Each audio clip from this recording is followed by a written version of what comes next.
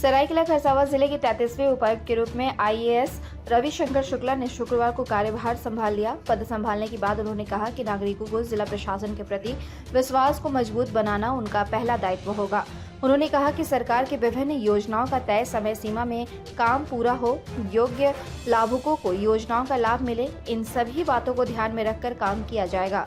उन्होंने कहा जनप्रतिनिधि और मीडिया से प्राप्त सुझावों को भी अमल में लाने का काम किया जाएगा। कहा कि वे केंद्र सरकार और राज्य सरकार की योजनाओं को पूर्ण रूप से धरातल पर उतारने का पूर्ण प्रयास करेंगे।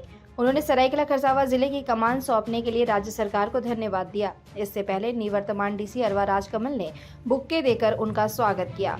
दोनों अधिकारियों ने पदभार से जुड़ी सभी कागजी प्रक्रिया पूरी की। दोनों ने एक दूसरे के साथ जिले के तमाम गतिविधियों पर भी चर्चा की।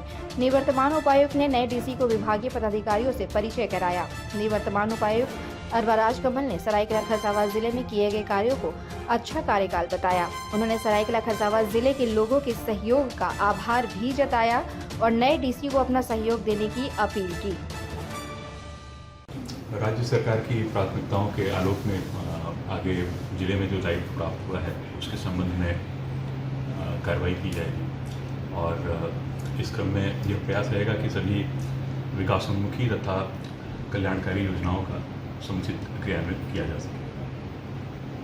शंकर शुक्ला जी अभी पदभार ग्रहण किया है, तो मैं सभी जिला वासियों को, पूरे जिला के सभी पदाधिकारी कर्मियों को मैं व्यक्तिगत रूप से धन्यवाद देना चाहता हूँ। मेरे कार्यकाल में उन्होंने जो सहयोग दिया, चाहे कोविड के सेकंड वेव हो, पंचायत चुनाव हो, कई सारे क्राइसिस भी हुए, चैलेंजेस भी आए, बाढ़ की स्थिति भी आई थी, सभी समयों पे वो अवेलेबल रहा, लोगों की सेवा में तत्पर रहा और पब्लिक का भी काफ़ी सपोर्ट हम लोगों को रहा।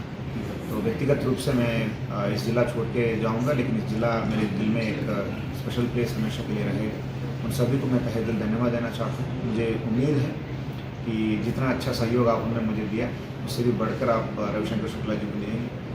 काफ़ी योग्य पदाधिकारी हैं, उनके 5वां जिला में उपायुक्त के रूप में आज यहाँ आए हैं, तो मैं धन्य महसूस करने के लिए सभी पदाधिकारी को कहना चाहता हूँ, क्योंकि मार्गदर्शन विकास की गति और इस जिला में आगे बढ़ेगी।